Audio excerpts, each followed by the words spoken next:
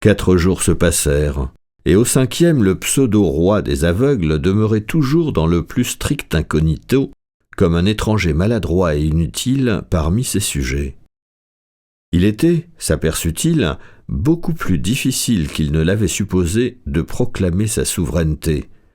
Et dans l'intervalle, tout en méditant un coup d'État, il faisait ce qu'on lui commandait, et il s'habituait aux mœurs et aux coutumes du pays des aveugles. Pour lui, sortir et vaquer la nuit à ses occupations était une méthode particulièrement incommode, et il décida qu'aussitôt au pouvoir, ce serait la première chose qu'il changerait.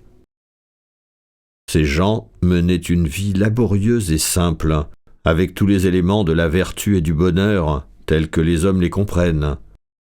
Ils travaillaient, mais le travail pour eux n'avait aucun caractère oppressif. Ils avaient des vêtements et de la nourriture en quantité suffisante pour leurs besoins. Ils avaient des jours et des périodes de repos. Ils faisaient grand cas de la musique et du chant. Ils connaissaient l'amour et avaient de nombreux enfants. C'était merveille de voir avec quelle confiance et quelle précision ils se dirigeaient dans leur monde ordonné. Tout y était adapté à leurs nécessités. Les sentiers qui rayonnaient dans la vallée se coupaient à angles constants et se distinguaient les uns des autres par une échancrure spéciale du trottoir. Les obstacles et les irrégularités des sentiers et des champs avaient tous été supprimés depuis longtemps. Les méthodes et manières de vivre des habitants étaient conformes, naturellement, aux exigences de leur état. Leur sens était devenu extraordinairement aigu. À une distance d'une douzaine de pas, ils entendaient et savaient quel geste faisait un homme. Ils percevaient même les battements de son cœur. L'intonation avait remplacé l'expression du visage, et le toucher, les gestes. Ils maniaient la houe, la bêche et la fourche avec autant de liberté et d'aisance que le jardinier le plus clairvoyant. Leur odorat était incroyablement affiné. Ils discernaient des différences individuelles d'odeur avec la facilité d'un chien. Sans hésitation ni erreur, ils gardaient et soignaient les troupeaux de lamas qui vivaient parmi les rochers et venaient aux murs d'enceinte chercher leur nourriture et un abri. Ce fut seulement quand Nunez voulut revendiquer ses avantages qu'il constata combien exacts et mesurés étaient les mouvements de ces aveugles. Toutefois, il ne se rebella qu'après avoir essayé de la persuasion, et d'abord, à plusieurs reprises, il chercha à leur parler de la vue. « Écoutez, vous autres, il y a des choses en moi que vous ne comprenez pas. » En diverses occasions, 2 ou 3 d'entre eux prêtèrent attention à ses dires.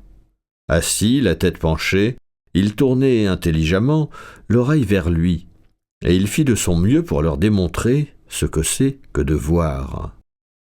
Parmi ses auditeurs, il remarqua une jeune fille qui avait des paupières moins rouges et moins creuses que les autres, à tel point qu'il s'imagina presque qu'elle cachait ses yeux, et c'est elle surtout qu'il espérait convaincre.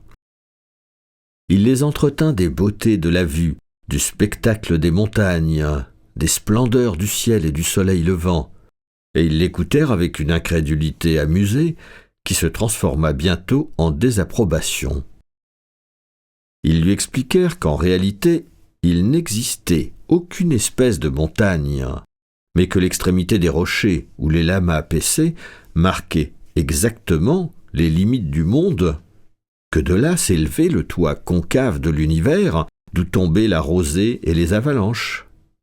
Quand il soutint fermement que le monde n'avait ni borne ni toit comme il le supposait, ils déclarèrent que ses pensées étaient perverses. Le ciel, les nuages et les astres qu'il leur décrivait leur paraissaient un vide affreux, un horrible néant, à la place du toit uni et poli auquel ils croyaient, car c'était pour eux un article de foi que le toit du monde était d'une douceur exquise au toucher. Il se rendit compte qu'il les choquait. Dès lors, il renonça entièrement à leur présenter le sujet sous cet aspect et s'efforça de leur prouver l'utilité pratique de la vue. Un matin, il discerna Pedro qui venait vers le village par le sentier 17, mais il était encore trop loin pour être perçu par l'ouïe et l'odorat. « Dans quelques minutes, Pedro sera ici, prophétisa-t-il.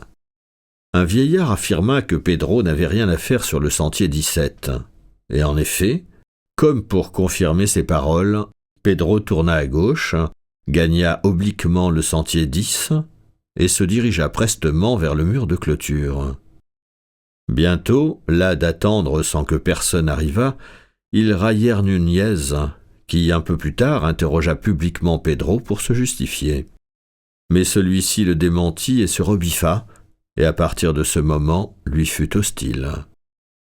Ensuite, il obtint d'aller en compagnie d'un personnage complaisant se poster sur une partie élevée du pâturage, non loin du mur, et il promit de décrire tout ce qui se produirait dans le village.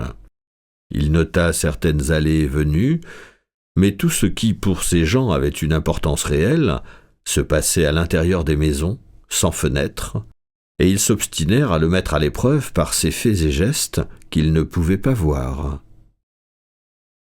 Ce fut après que cette tentative eut échoué et que les aveugles n'eurent pu s'empêcher de le tourner en ridicule qu'il recourut à la violence. Il se proposa de prendre une bêche et d'abattre inopinément 2 ou 3 individus pour leur démontrer de façon probante les avantages que donnent les yeux.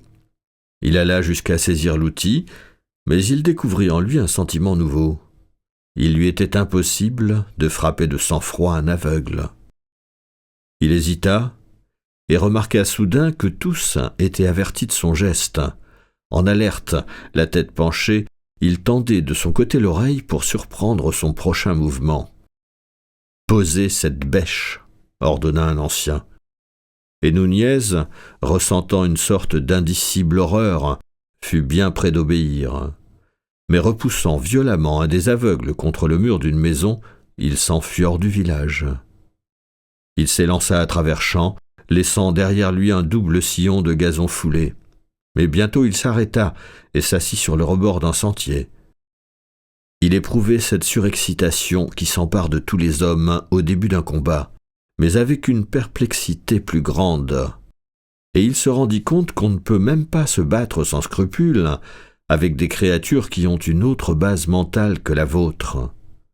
Dans le lointain, il aperçut des hommes qui, munis de bêches et de bâtons, débouchaient hors du groupe des maisons et se déployaient en une ligne enveloppante par les sentiers qui menaient vers lui. Ils avançaient lentement, s'interpellaient fréquemment, et de temps à autre, simultanément, ils faisaient halte, reniflaient l'air et écoutaient. La première fois qu'il les vit ainsi, le nez en l'air, Nunez éclata de rire. Mais peu après, il trouva la chose moins amusante. L'un d'eux découvrit sa piste dans l'herbe, se courba en deux, et s'engagea sur ses traces. Pendant 5 minutes, Nunez surveilla le lent déploiement de ce cordon d'investissement, puis son vague désir d'agir sur le champ se changea en frénésie. Se remettant sur pied, il se dirigea vers le mur d'enceinte, fit soudain demi-tour et revint sur ses pas. Tous les aveugles, immobiles et aux écoutes, formaient un arc de cercle. Lui aussi demeura immobile, serrant étroitement sa bêche dans ses 2 mains. Allait-il charger ? Son sang battant dans ses oreilles semblait rythmer le proverbe « Au royaume des aveugles, les borgnes sont rois ». Allait-il charger ? Il jeta un coup d'œil en arrière sur le mur élevé dont le revêtement uni rendait impossible l'escalade, malgré ses nombreuses petites portes. Reportant son attention vers ses assaillants, il en aperçut une seconde ligne qui sortait du village. Allait-il charger ? « Bogota !» appela un des aveugles. « Bogota, où êtes-vous » Il serra plus fort le manche de sa bêche et fit quelques pas en avant. Ils convergèrent tous sur lui. « S'il me touche, jura-t-il, je tape dessus, sacrébleu, je cogne !» Néanmoins, il jugea utile de parlementer. « Écoutez, cria-t-il, il faut que vous me laissiez faire ce qu'il me plaît dans cette vallée. Entendez-vous ? Je veux agir à ma guise et me promener comme bon me semble. » Au son de sa voix, il s'était mis en marche vers lui d'une allure rapide et les bras tendus. On aurait eu dit un jeu de Colin-Maillard où les joueurs aveugles auraient pourchassé celui qui voyait. « Attrapez-le !» commanda un des meneurs. Nunez se trouvait cerné et une décision s'imposait. « Vous ne comprenez pas ?» s'écria-t-il d'une voix qu'il voulut en vain rendre ferme et impérieuse. « Vous êtes aveugle et moi je vois. Laissez-moi tranquille. » Bogota, lâchez cette bêche et ne marchez pas sur les pelouses.